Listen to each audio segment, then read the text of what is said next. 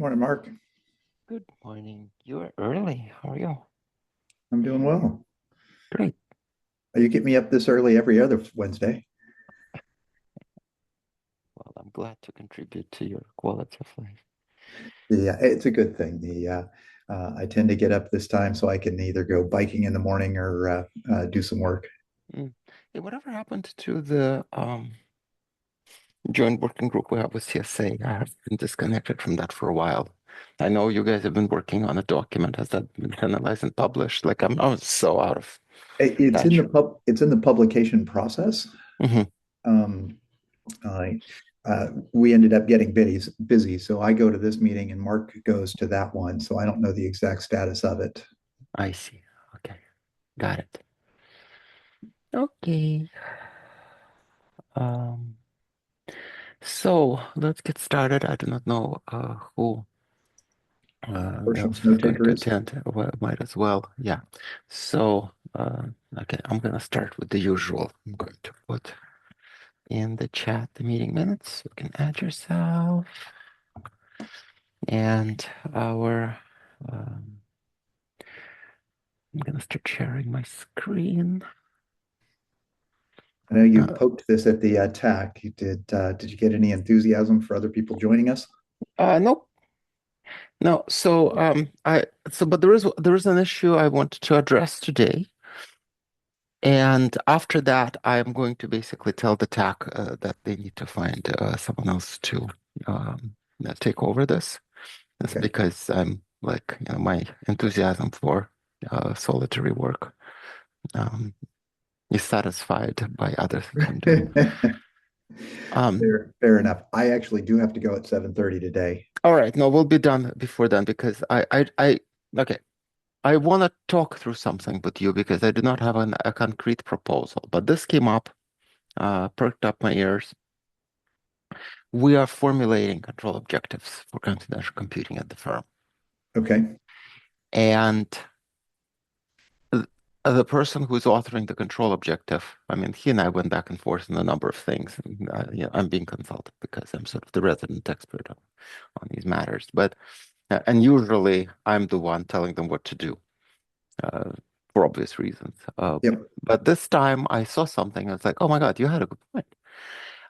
And the requirement that is in the control objective is there has to be a strict trust anchor separation between verifier and the IDP, IDP. identity provider. Okay. So we have identity providers. We know which entities we trust to issue credentials. Yep. And this is serious business in a regulated institution to know who you trust for your credentials. Yep. Well, guess what? It's not you verify. And in fact, they went stronger and basically said, make sure it isn't you verify. Okay, so it cannot be transitive trust, it cannot be federated trust, not like that at all. I mean, it's in a sense transitive trust because at some point in time you need to, the identity provider may need to trust the output of the verifier, but it is definitely not your trust anchor for identity. Yeah. So there has to.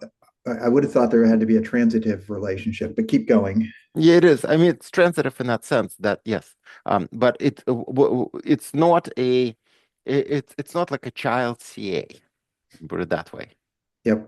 Okay, so it's like a transitive relationship means there is a parent CA and a child CA, an intermediate CA, whatever. Well, it just simply cannot be. It has to be a separate trust anchor. Yep. So, from that perspective, the RATS architecture itself is absolutely destroyed. Well, how do you? There's a fundamental question that's always existed in the attestation process, which is how do you trust the attestat? How do you trust the verifier? Um, where does its trust come from? Yep. Um, and the general assumption we've always had is you're going to have some ceremonies, you're going to have some process by which that first machine is bestowed with its anchor of some kind. Hmm. Um, whether it's which is why we don't have a attestation service. It's why we provide an attestation capability so that you can run it on-prem and it can be bound to a physical machine and it can be anchored however it's appropriate for your organization to establish the initial trust. Uh, Like, what confidential compute gives you is it gives you the hardware has a mechanism for isolation, and the hardware has a mechanism for establishing integrity mhm. and trust. And the ultimate system question is, what do you do with that? How do you fit that into the infrastructure that you have in general? Um, and so you don't want to just trust attestation because, hey, it attested, we're good. Your verifier, you have to decide how you want to trust it. Yeah. Well, but my point remains that, by the way, this is I do want to go there with you today, because we have our publication, we have our verifier governance document. It's right Yep, here. And one of the forces in the pattern is trust and verify. yep, Specifically, we have a thing saying, okay, it's a highly trusted service. We need to trustworthy stay, etc. And then under the solution, again, we have trust and verify. yep. And we should probably review this and see if we need to say something about trust anchors.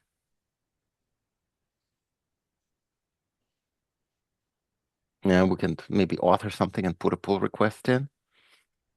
Uh, But again, if you look at the RATS architecture, and the whole reason I'm pursuing a RATS architecture extension right now, I don't know if you've been following TWI SIG, but we're taking to the Vienna IETF a proposal that I also can share with you that basically extends the RATS architecture to make it compatible with um,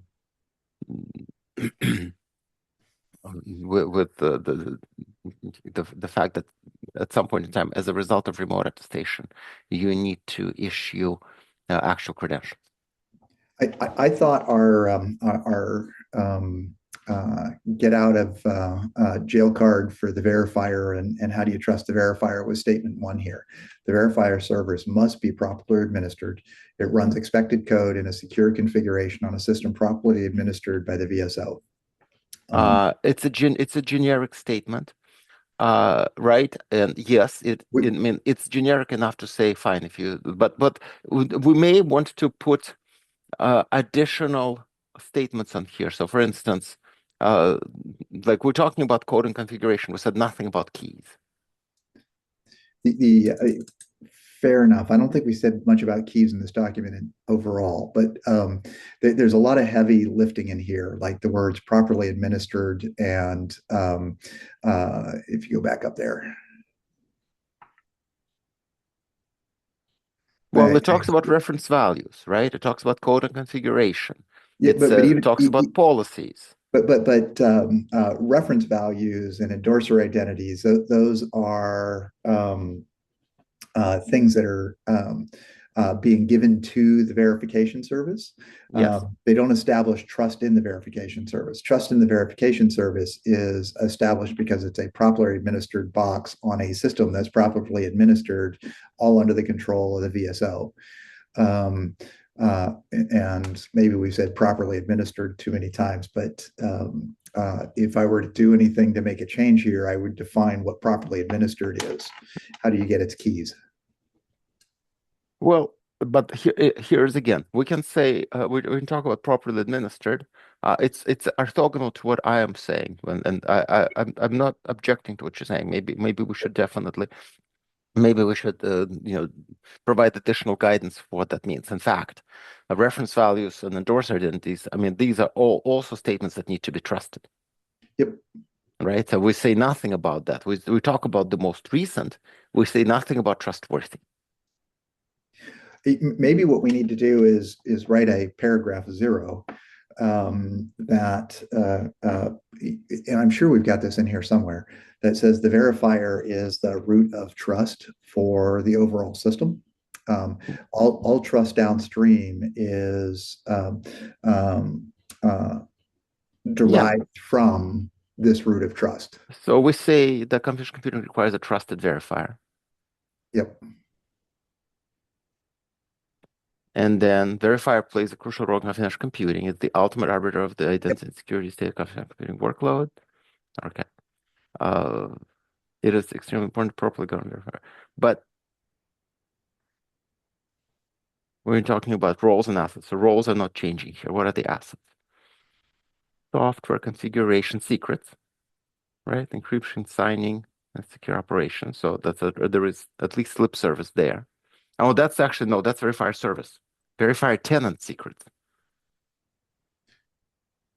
All verifier tenant secrets for authentication or encryption. And I do not know if that's actually correct. Oh, signing keys. Okay, so signing keys used to verify tenant responses, right? So we do talk about signing keys. That's an asset that's listed.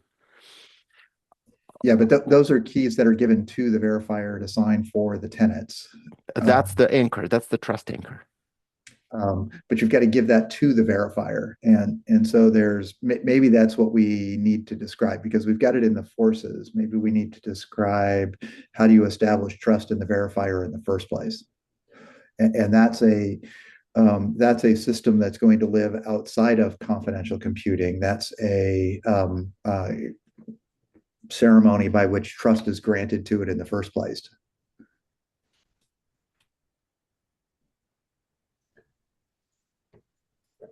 So let's take what I expect. We're doing a fair bit of air gapped work at the moment, and um, there's been a lot of argument about what is remote attestation, what is local attestation, because TDX doesn't support local attestation.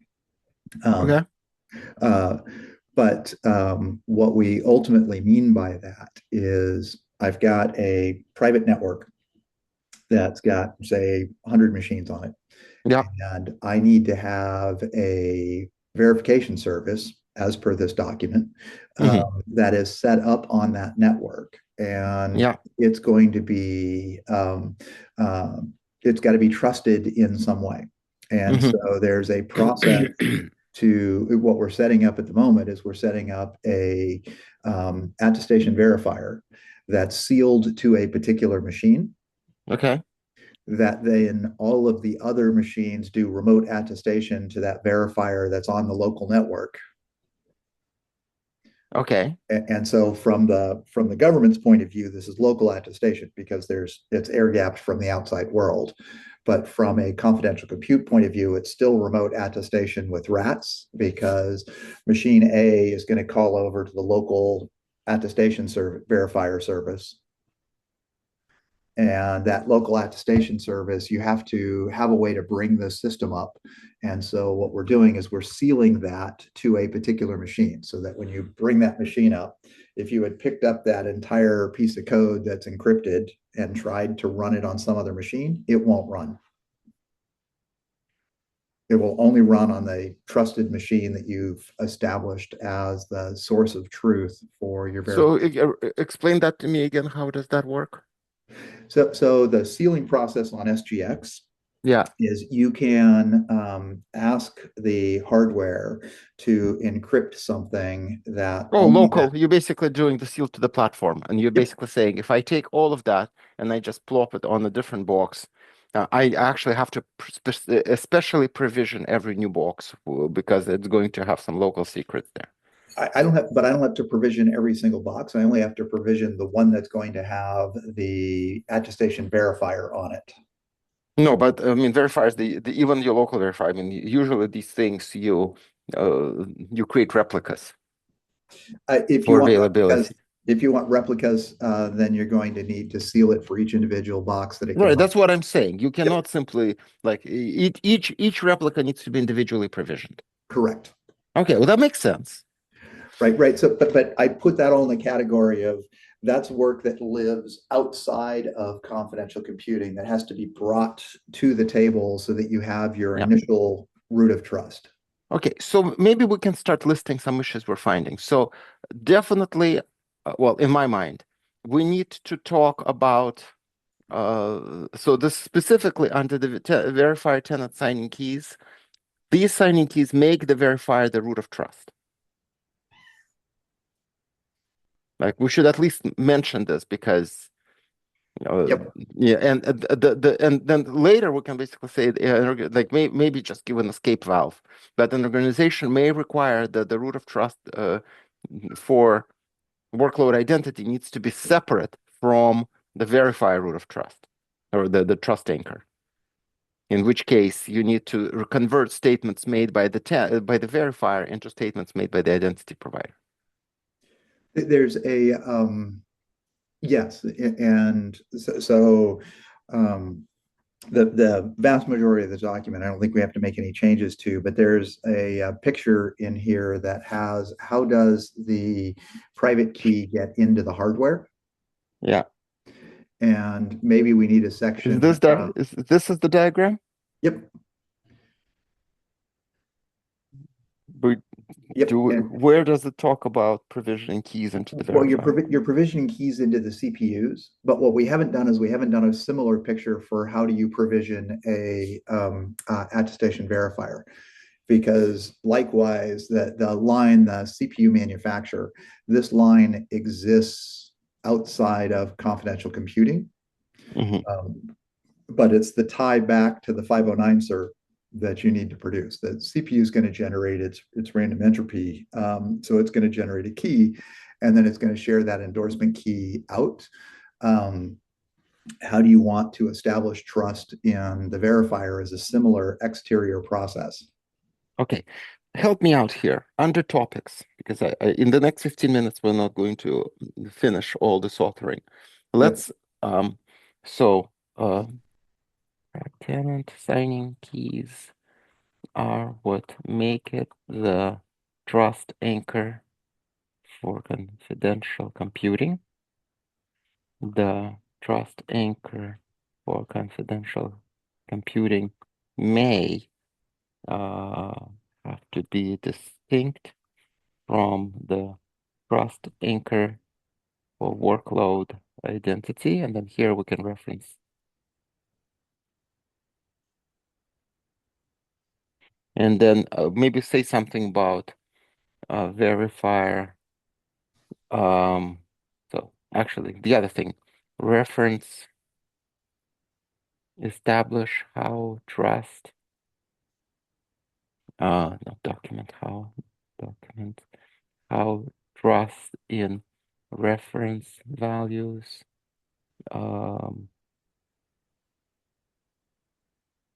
Yep. Reference and values as well. endorsements can be established. Yep, because they come from outside the system and they're delivered Document into the. how um, a verifier instance can be securely provisioned, and that every replica may need to be independently provisioned.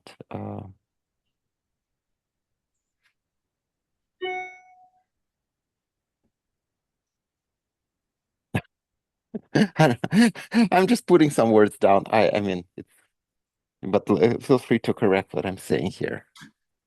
And then we can, we can then in subsequent like meetings or in between attempt to, put words down. But it seems like it's important to document all of these.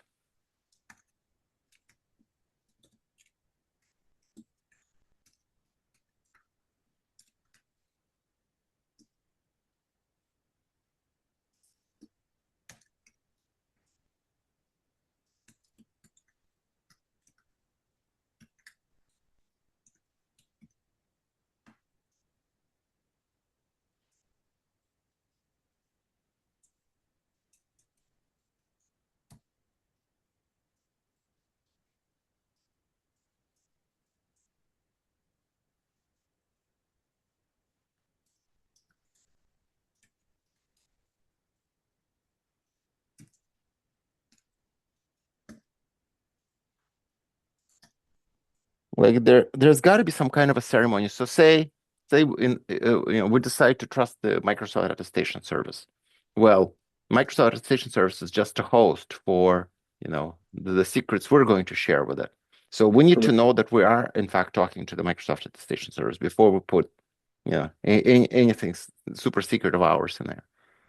Part of the reason we're using HashiCorp Vault, and we have to rethink this now that they're part of IBM, but part of the reason we were using HashiCorp Vault is it's open source code, so that the company that's running the verifier service can look at the code, inspect the code, validate the code, and Right. the verifier is a plugin that goes into that is Right. performing That would make sense. a known function. Then all By of the that. way, Yes. sort of separate question.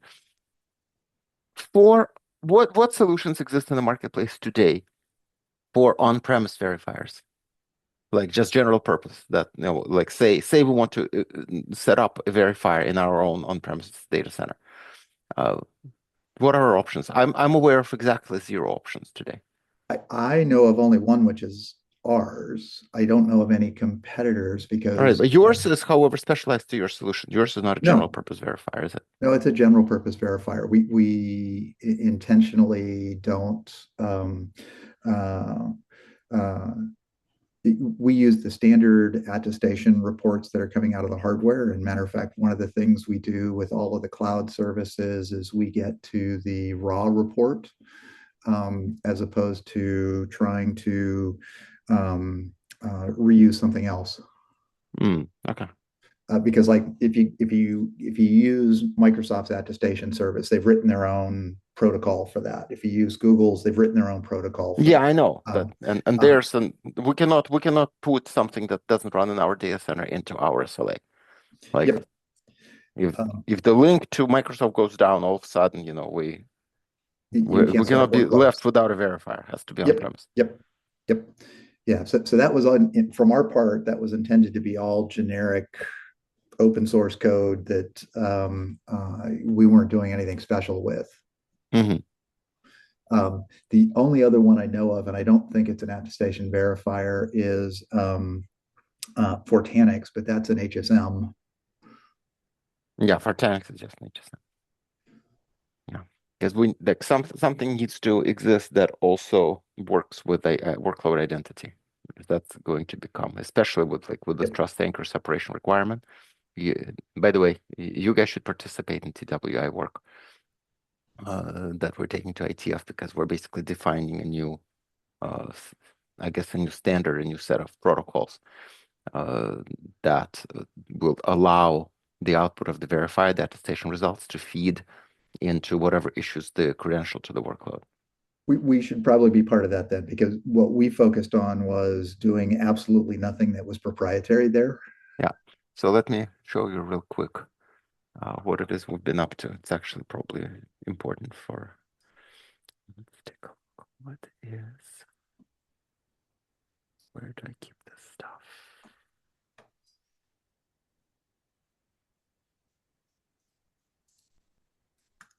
Why is it so difficult for me to find it?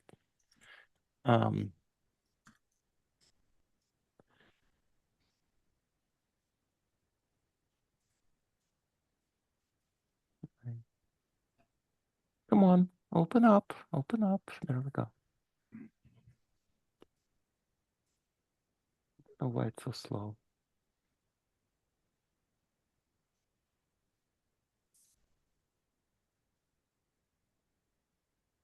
All right. So this is the document we're taking to Vienna. It's going to be moved to GitHub because right now it's GitHub doesn't make it easy to do like multi-person editing, commenting, whatnot. But you'll see in here that the top part of the diagram is not deliberately no change from the Yep. RATS architecture. It's Matter of exactly fact, the we even same. copied over the courier block diagram. This is the addition. So the RATS relying party in this case is not the actual relying party, but it's the credential key broker. Or it can be a credential authority because there's not enough. So it's a credential broker, key broker, or credential authority. It's one of those 3 things. And then in here, that's the details of the protocol we're about to fill out. And let me put this in the chat as well for you, so you can read it. I highly recommend you join us. We only have like a couple more weeks until the end of the month to submit this to IETF, and I'm actually on vacation starting the 25th. So yeah, we're gonna have 3 more meetings on this before it needs to be finalized. So When are the meetings? they are every Tuesday, 6 a.m. Pacific. If this isn't early enough for you, then the other one's even better. Really gonna take out my bike ride. So, all right. So the key broker mode, where a workload gets a credential and maybe an encrypted key or a key ID, and the remote attestation unlocks the use of a credential. So unlocks the use of a certificate, unlocks the use of a WIT. The second mode is the credential broker mode. So a credential already exists, and then you perform remote attestation and receive the key and the credential together. Or you get a bearer token. We just added bearer tokens because the unfortunate fact of life is some relying parties are still bearer token based. And our core requirement is 0 change to the relying party. Like my attester goes from legacy. Can you believe in ITF you cannot use the word traditional? No. Apparently tradition is bad. Okay. But legacy can be used because apparently legacy is something we need to fight. And I'm like, people, you're insane. Some traditions are good, some legacies to be preserved. And the fact that you actually it's like you're veering into political territory here, saying we cannot have tradition. Like, what does that have to do with technology? But anyway, I couldn't use the word tradition in this in this document. Wow. Yeah. All right. So I asked for edit access. I don't need exit access, but I can't see the comments. oh no, I understand. So that pops up in my Gmail. I should be able to grant you editor access. Um, but the only thing I ask is you keep your change tracking on, so we know exactly Yep. what you changed. Um, I really just want to be able to read what you're showing. no, I understand. I understand. Like all services appear very slowly. Takes forever to like with Neuralink, I should be able to grant you access with a thought. We're not quite there yet. What could possibly go wrong? Oh, nothing. Oh, nothing.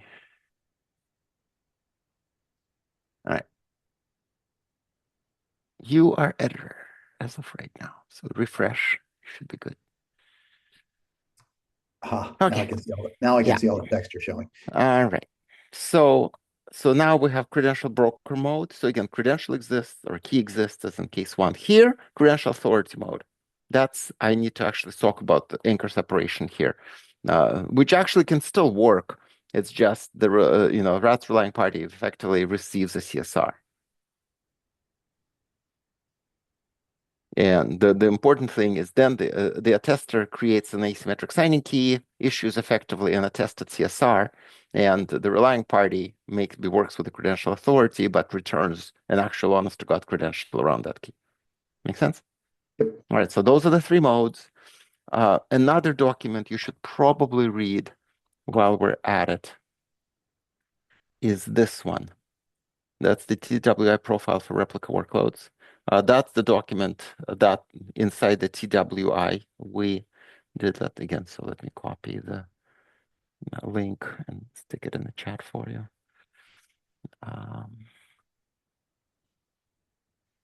So that's where